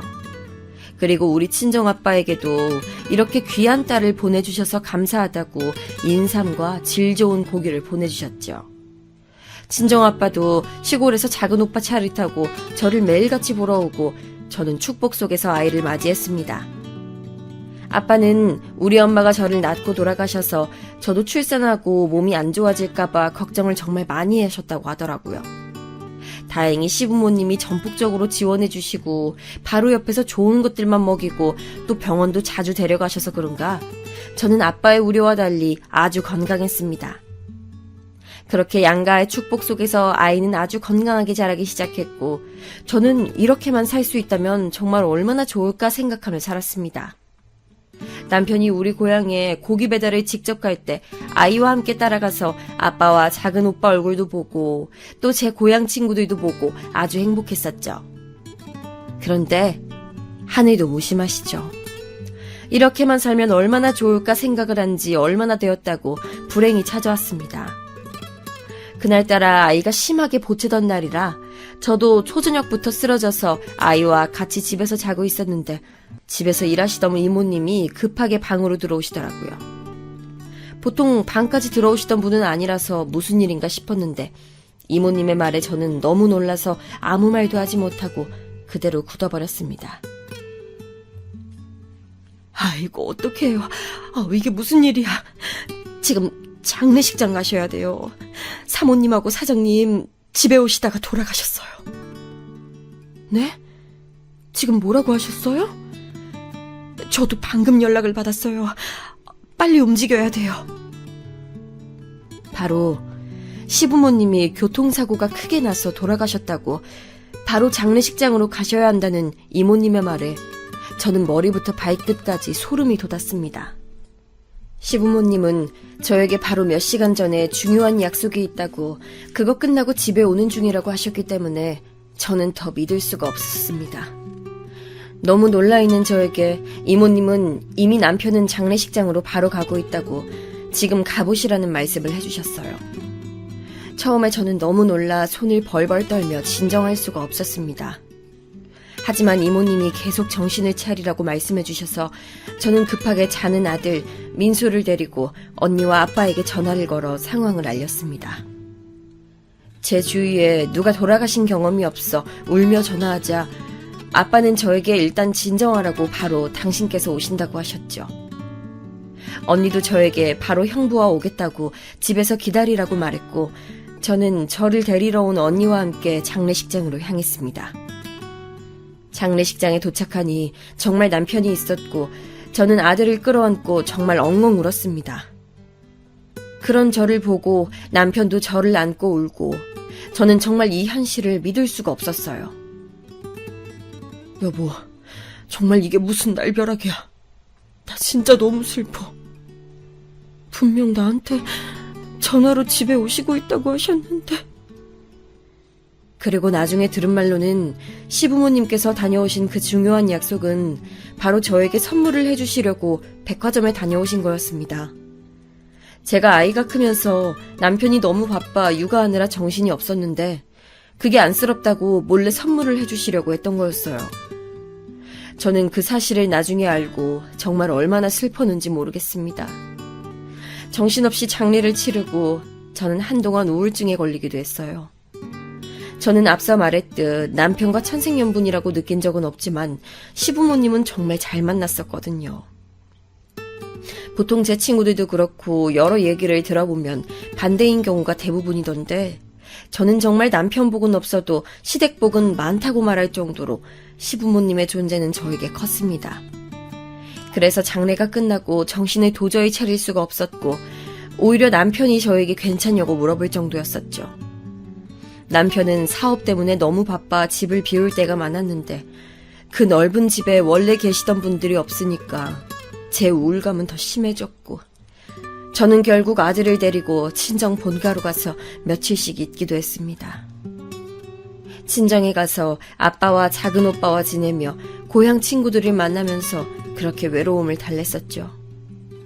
사실 남편은 그렇게 다정한 성정은 아니었기 때문에 제가 더 힘들어했어요. 오죽하면 시어머니께서 우리 아들과 결혼해줘서 고맙다고 할 정도였죠.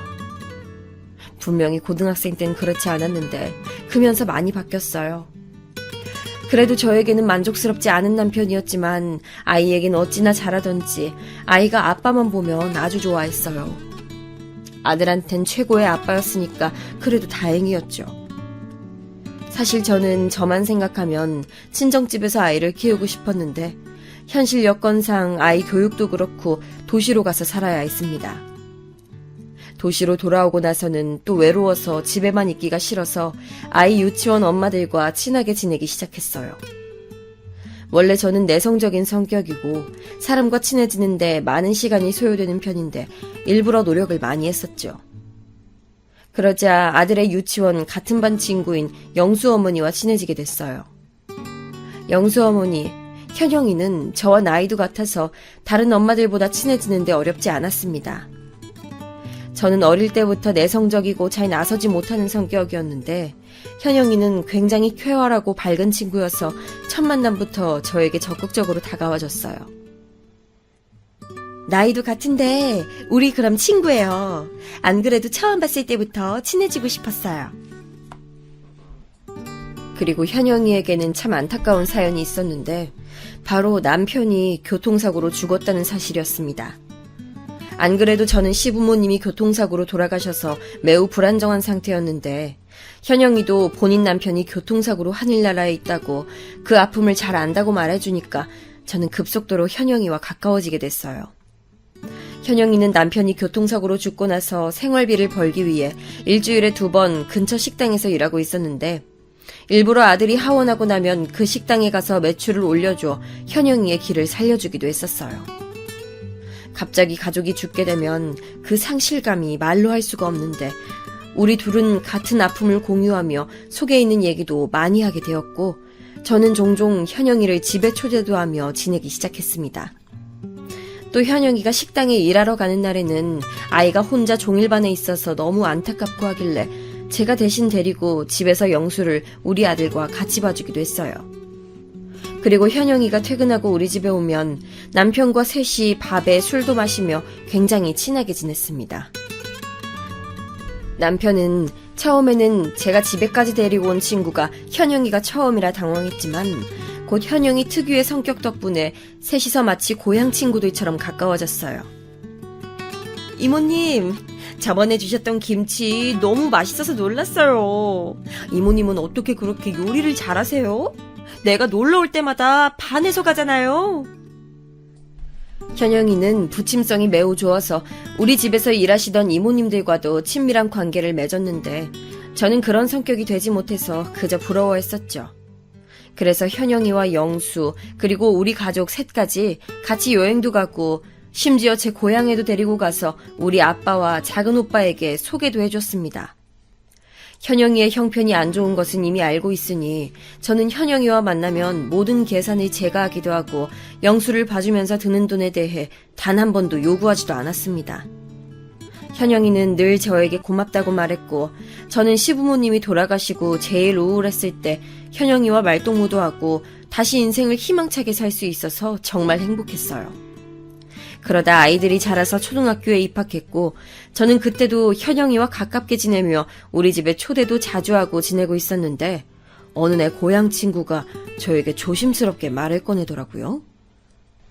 나 너희 남편하고 그 현영이라는 친구를 본 것 같아.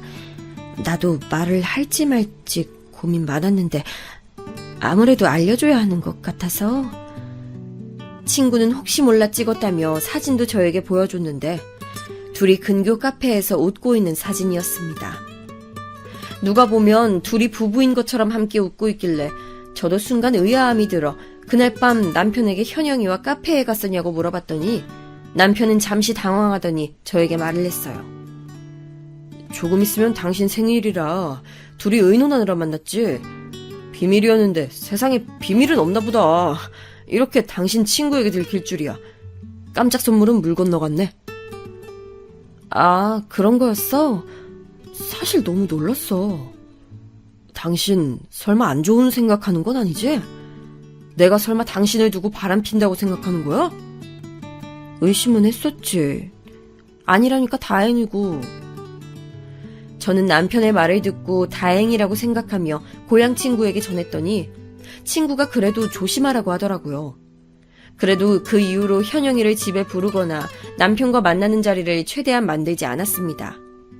최대한 현영이와 둘이 만나거나 아이들과 같이 남편 없이 넷이서 만나고는 했었죠. 남편도 현영이도 그 뒤로는 거슬리게 하거나 별말이 없었기 때문에 저는 아무 문제 없이 넘기게 되었습니다. 그러다 남편이 어느 날 저녁을 먹다 저에게 말을 어렵게 꺼냈는데 바로 본인 조카가 우리 도시로 유학을 온다며 우리 집에서 살아도 되겠냐고 묻더라고요. 저는 돌아가신 시부모님이 생각나기도 하고 저도 학생 때 여기로 왔던 기억이 나서 알겠다고 하고 남편 조카를 데리고 살게 되었습니다. 남편 조카는 여자아이였는데 조카를 보니까 제 어릴 때가 생각이 나더라고요. 그때 저는 그래도 언니가 있어서 외롭지 않게 살 수 있었는데 조카는 남편 말고는 의지할 대상이 없어서 안타깝더라고요. 그래서 저는 조카를 정말 제 아이처럼 생각해서 지극정성으로 돌봐줬습니다. 학부모 참관 수업을 하면 제가 대신 가고 조카가 소풍 가거나 부모 도움이 필요한 모든 일에 제가 나서줬어요. 남편은 저에게 그렇게까지 안 해도 된다고 했지만 저는 그냥 단순히 어린 것이 타지에 와서 고생하는 게 안쓰럽고 제 생각이 많이 나서 그랬습니다. 제가 그렇게 본인에게 잘해주니까 조카도 본인 삼촌보다 저를 더 따르더라고요.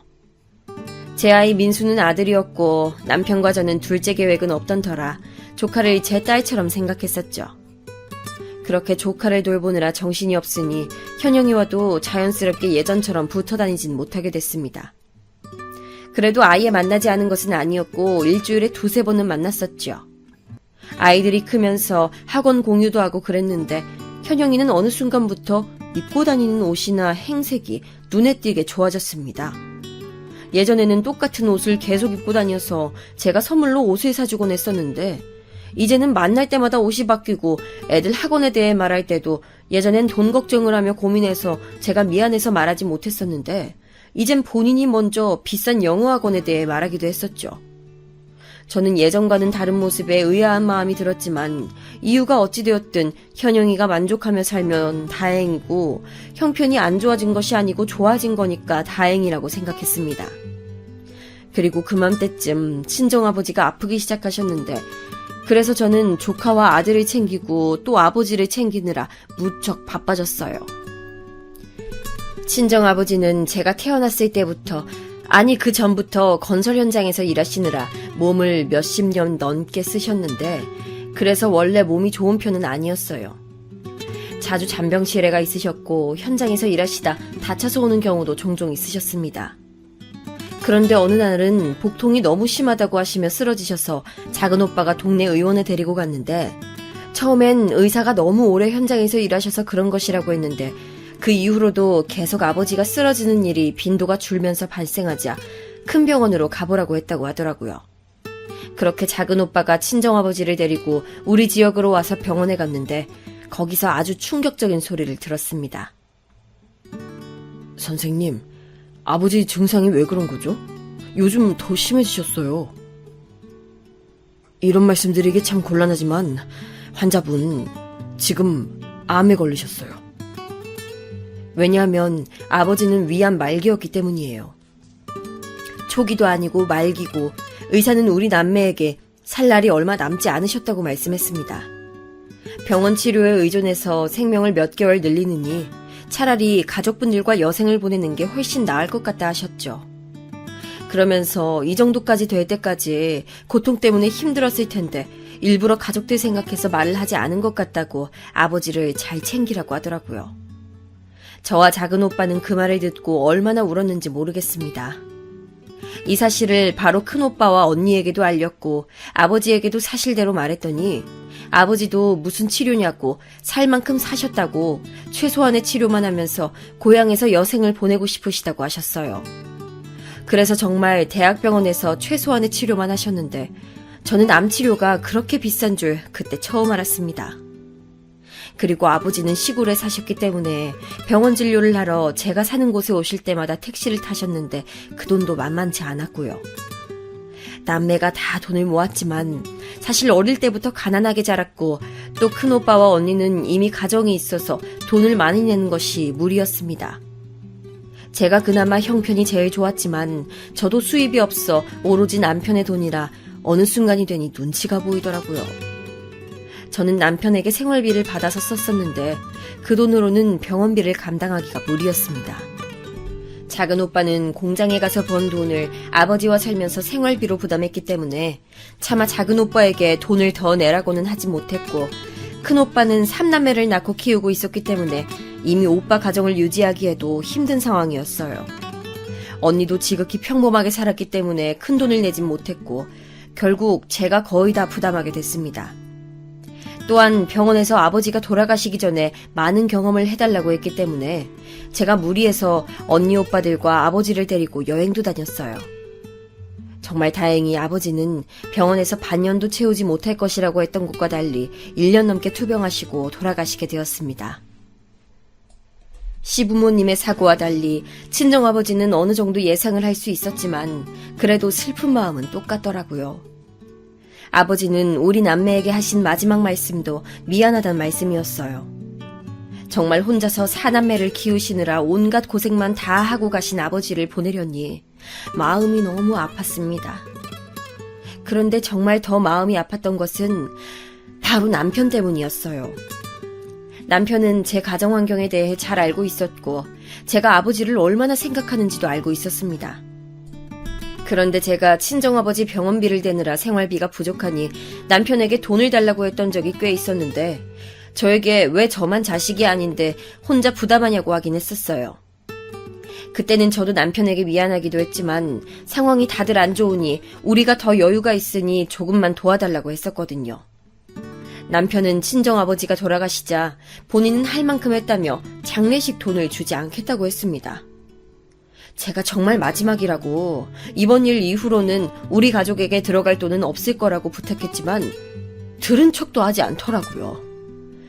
남편하고 성격이 그렇게 맞지 않다고 느끼긴 했지만 저렇게 남편이 우리 친정아버지가 돌아가셨는데도 매몰차게 나올 줄은 정말 상상도 하지 못했습니다.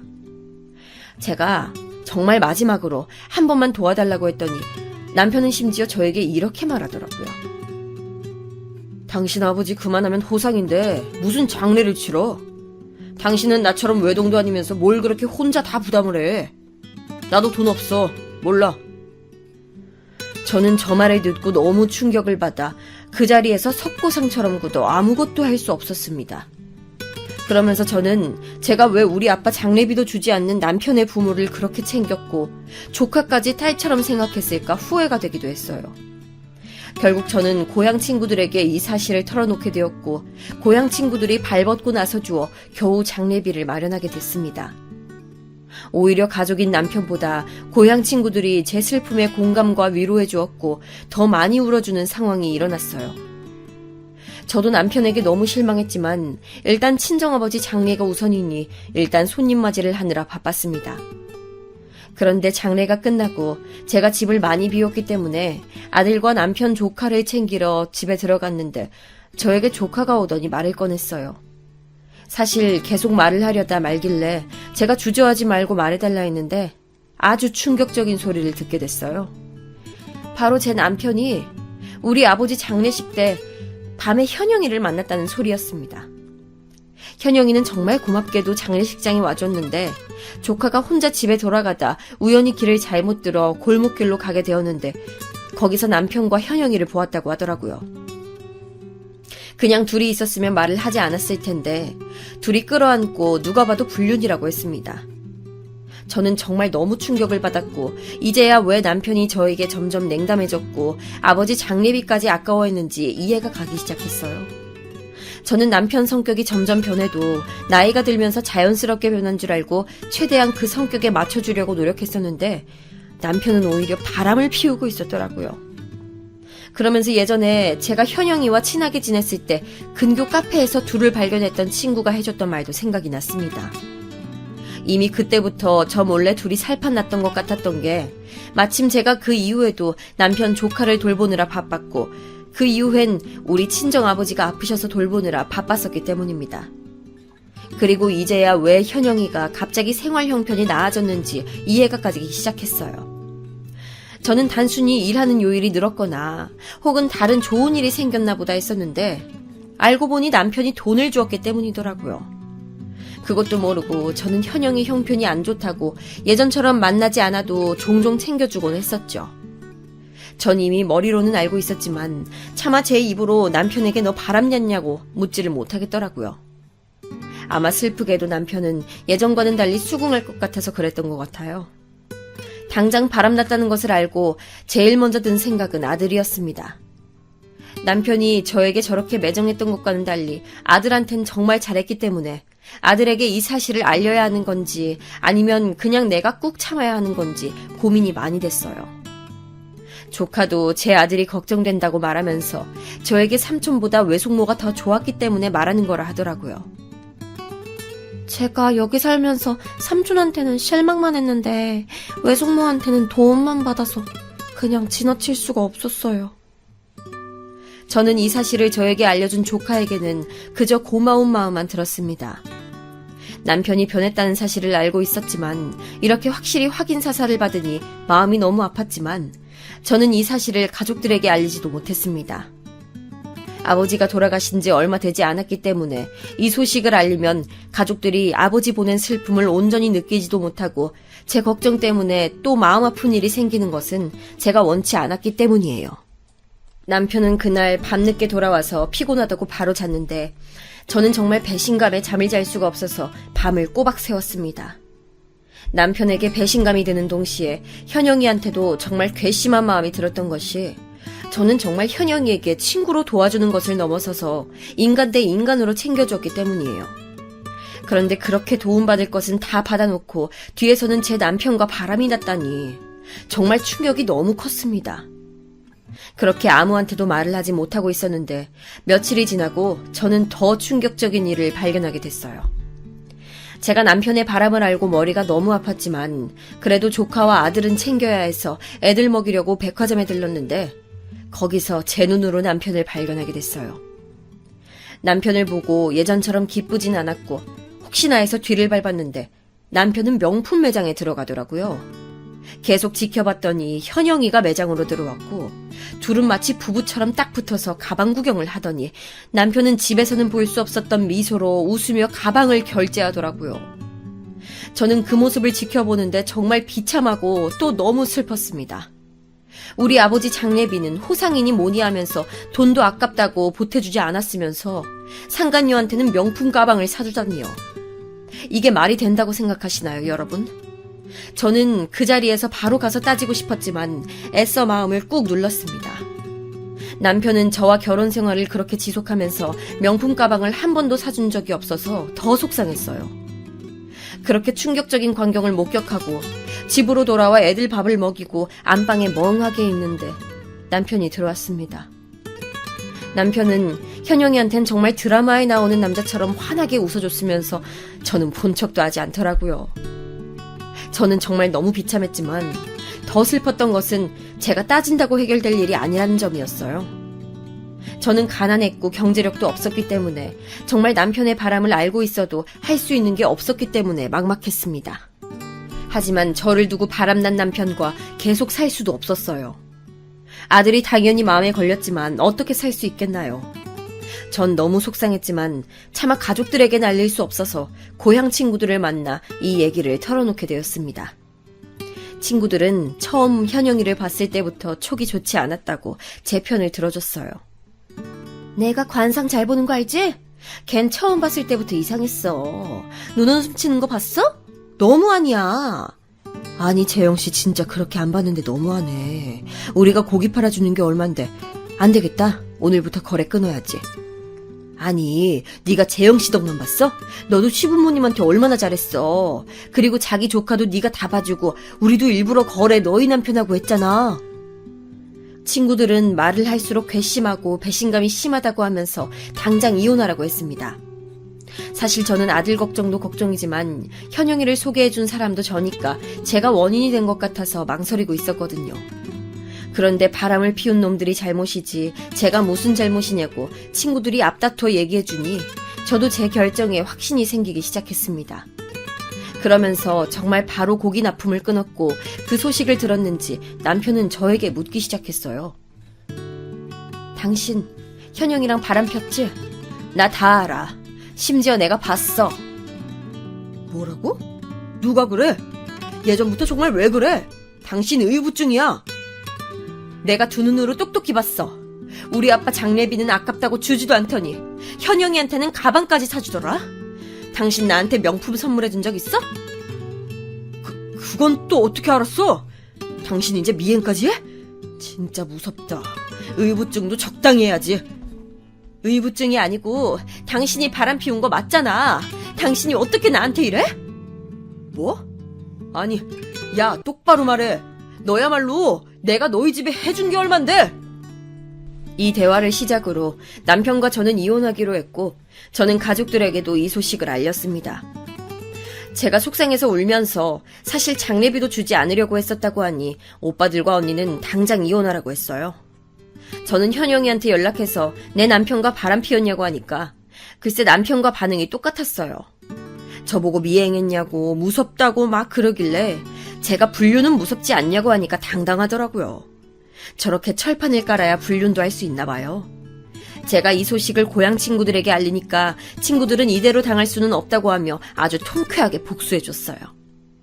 친구들은 고향 토박이었고 크게 장사를 하는 친구들은 제가 사는 도시의 상인회와도 아주 친했는데 남편이 바람났고 아주 몹쓸 놈이라고 소문을 내줬어요. 덕분에 남편은 입소문으로 사업이 크게 휘청하게 되었고 그렇게 잘 나가던 고기 장사도 접게 되었습니다. 그리고 친구들은 초등학교 행사에도 따라와서 현영이 아들을 보고 제가 그 유명한 불륜녀 아들이냐고 손가락질했고 현영이는 그 소문을 견디기 힘들었는지 어디로 사라졌어요. 남편은 현영이도 떠나고 본인 사업도 망해버리자 저에게 무릎 꿇고 본인이 미쳤었다고 이제 앞으로 절대 바람 피우지 않겠다고 저보고 제발 본인을 떠나지 말라고 빌었습니다. 저는 남편을 보면서 시부모님이 그렇게 애써서 키우신 사업을 망쳐버린 소감이 어떠냐고 하니까 땅을 치며 울더라고요.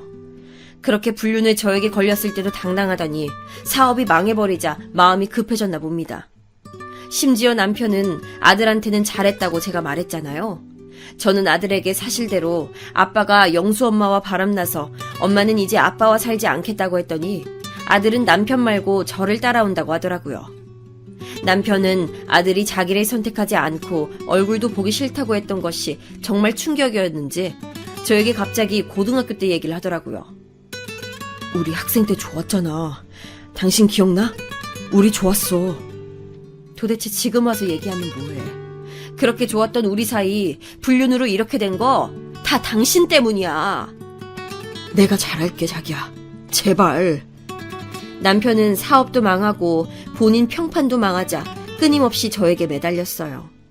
심지어 현영이는 도망치듯 다른 곳으로 이사가서 연락도 되지 않으니까 정말 세상에 본인만 남게 되었던 거죠. 남편 조카는 마침 졸업하고 대학에 가게 되어 집을 나갔고 남편은 주위에 아무도 남지 않게 되었습니다. 급기야 이혼해주지 않겠다고 들어누워서 저는 그동안 모았던 증거들을 법원에 제출까지 하게 됐어요. 당연히 법원에서는 이혼을 받아들였고 남편은 위자료까지 저에게 줘야 합니다. 저는 그렇게 아들을 데리고 고향으로 돌아왔어요. 아들의 교육을 위해 도시에 남을까 생각도 했지만 당장 제가 너무 머리가 복잡해서 잠시 고향으로 왔습니다. 고향으로 돌아오니 참 좋더라고요. 비록 우리 친정아버지는 안 계시지만 정말 든든한 제 고향 친구들과 작은 오빠가 있으니 마음이 얼마나 편한지 모르겠어요. 친구들은 저에게 그 썩을 놈 다시 연락 오면 본인들에게 말하라고 낯들고 찾아가겠다고 했습니다. 이렇게 든든한 친구들과 가족들이 있는데 왜 그동안 고민했던 걸까요? 생각해보면 저는 결혼 생활 내내 사실 남편과 그렇게 좋은 기억이 있지도 않습니다. 그 시절 좋았던 것들을 생각하면 죄다 시부모님과 관련돼 있었어요. 사실 시부모님만 생각하면 아직도 눈물이 나요. 그분들은 정말 좋으셨으니까요. 하지만 그렇다고 남편과 계속 살 순 없었죠. 남편은 그 뒤로도 잊을만하면 연락이 왔지만 제가 이제 차단해서 이제는 어떻게 사는지 알 수 없습니다. 제 고향을 알고 있으니 올 수도 있는데 남편을 보면 낯들고 찾아온다는 친구들의 협박이 통했는지 코빼기도 보이지 않아요.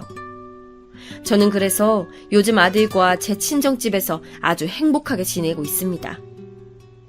파란만장했던 제 인생과 결혼 생활 얘기는 여기까지입니다. 끝까지 들어주신 여러분 정말 감사합니다. 여러분들 인생에서는 늘 좋은 일만 있길 진심으로 바랍니다.